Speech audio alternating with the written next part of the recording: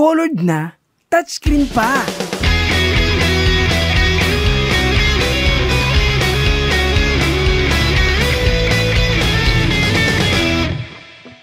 Dumaan naman ako sa iba't ibang klaseng cyclo, yung pinaka-basic na segmented, yung dot matrix screen, at syempre yung colored na may navigation. Pero, first time ko lang magkakaroon ng ganito, cyclocomputer na colored na, touchscreen pa. Ito, yung top of the line cyclocomputer ng Majin, ang C606. So tatalakayin natin yung specs and features, ano bang pinagkaiba nito sa mga cyclocomputer na nagamit ko, advantages at kung ano-ano pa. Pero bago yan, i-follow nyo muna ako sa www.facebook.com/foreverbikeNoob para kung meron kayong katanungan, mas madaling mag-reply. Okay, syempre, simulan natin kung anong meron pag bumili ka. So ito yung box, packaging wise, maganda naman. Nandyan yung itsura ng cyclo sa harap at mga features. Majin sa magkabilang gilid, mga random stuff sa baba at mga features sa likod. Pero sleeves lang talaga to. Ito na talaga yung mismong box. Mag-i-slide lang yan palabas na parang box ng cellphone. At bubungat agad sa'yo yung cyclocomputer. Pero isang tabi muna natin yan. Tignan muna natin yung ibang kasama sa loob. At may isa pang ang box. Ano kayang laman nito?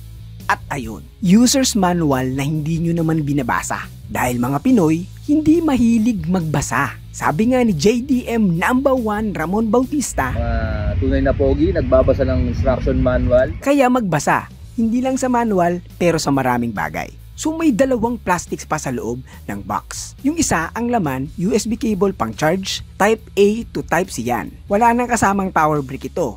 So pwede mo na lang gamitin yung charger ng cellphone mo. Yung laman naman ng isang plastic ay lanyard. Perfect yan pang kabit sa cyclo. At yung handlebar mount. Garmin standard yan, na may dalawang pares na mounting O-rings, isang maliit at malaking size. At syempre, ang star ng video na ito, yung mismong Majin C606 cyclocomputer. May cover pa. Sa cover pa lang, nandyan na yung basic functions ng mga buttons, so mainam talaga na nagbabasa ka para alam mo na yung gagawin mo sa simula pa lang. Yung iba kasi ipipil na lang yung cover na yan at hindi na nila titignan kung ano yung nakasulat. Initial feel, okay naman. Maganda naman yung build quality. Plastic siya, pero good plastic naman. Ramdam mo naman na hefty yung mismong device. Hindi feeling laruan. Yung kulay nung nasa atin ay Polar Night Black. Available din ito sa two other colors, yung Glacier White at yung Meteorite Gray. Yung pinaka-dimensions ay 97 by 57 by 17.6 mm na may weight na 105 grams. Battery life ay 17 to 25 hours or up to 28 hours kung naka-long battery mode ka. Merong tatlong buttons. Yung nasa taas, yung key A, yan yung pinaka-power button, so ilolong press mo lang siya ng 3 hanggang 4 na segundo para bumukas. Pag nasa ride ka, lap button siya pag pinindot mo siya ng isang click. Pero pag wala ka sa ride mode, pag kinlik mo siya ng isang beses, magta-turn off yung backlight niya. Syempre, ito din yung button pag papatayin.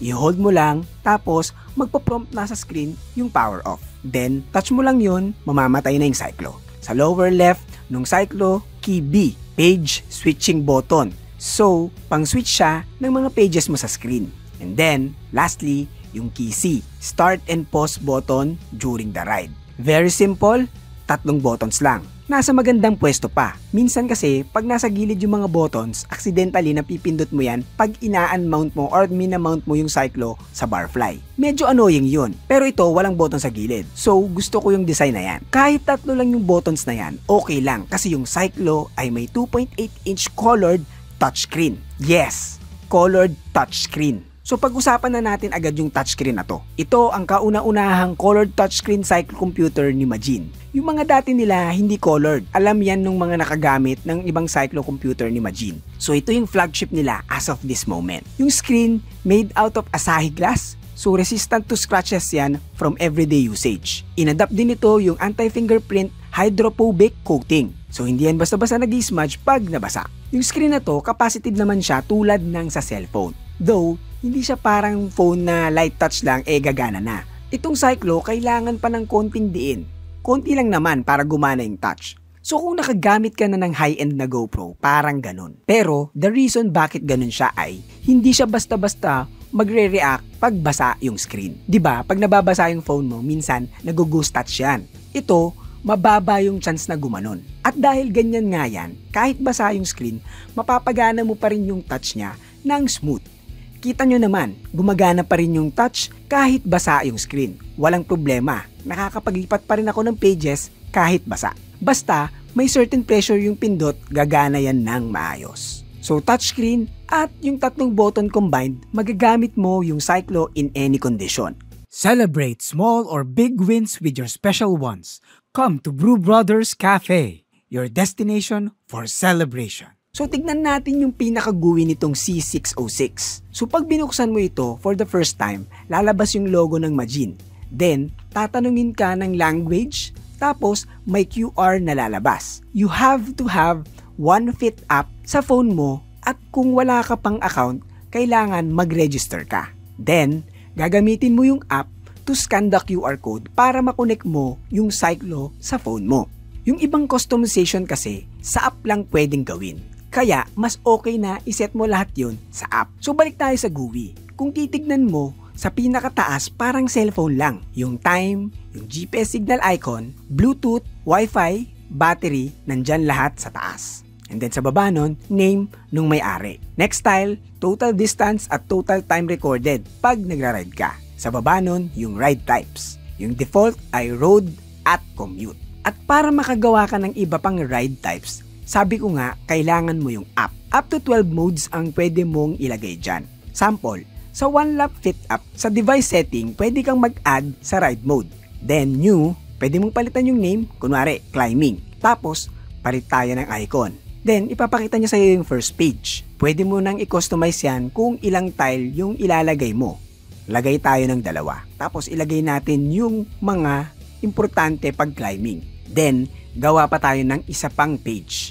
Lagay tayong 3. So, ikaw bahalang gumawa at mamili ng gusto mong makita sa page. Very customizable. So, pag sinave mo yan, makikita mo na yung bagong ride mode sa Cyclo. Dito din sa ride types ka mag-start ng ride mo. Pwede kang mag-add ng maps na papakita ko mamaya. Next tile, mga sensor. Kung may nakakabit ka, lalabas yan dyan. Tulad nung akin na may power meter at radar. So, try natin maglagay ng heart rate monitor. Ito, kahit sa Cyclo pwede na.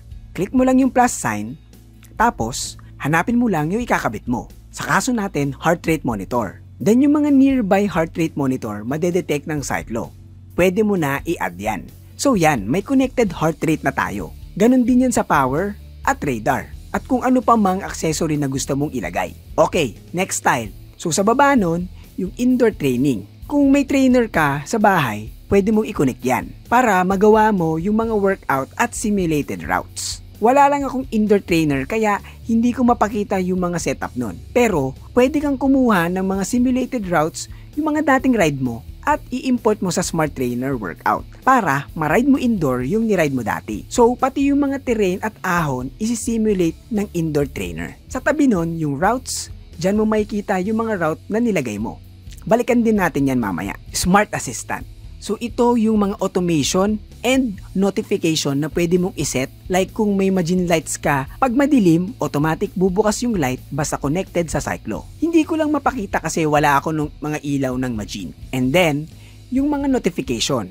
Heart rate exceeded, back home reminder, energy replenish, hydration notification, at high speed notification. Marami yan. So pwede mong iset yung mga parameters niyan kung kailan siya magno-notify. For example, sa heart rate, pag sinet mo na pag nag-exceed siya ng 180, i-remind ka niya na sumusobra ka na doon. Pero, depende yan sa nilagay mo dyan, syempre. So, pwede mong isave yan, then magsisync na yan sa Cyclo mo. So, pag inon mo yung mga yan, may virtual assistant ka na constant na magre-remind sa'yo kung ano yung dapat mong gawin. Okay, yung last tile ay yung setting. Hindi ko na iisa-isahin yan. Kasi, yan yung mga matututunan mo naman pag nasa yun na yung unit. So, pag nag-swipe down ka galing sa pinakataas ng unit, may drop-down menu yan.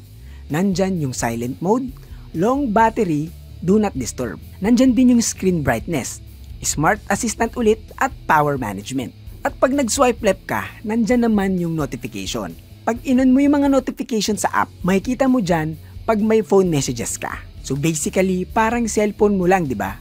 So kung may cellphone ka, madali nang intindihin yung GUI nitong Majin C606. At dahil parang cellphone nga itong C606, meron itong Wi-Fi. Wi-Fi?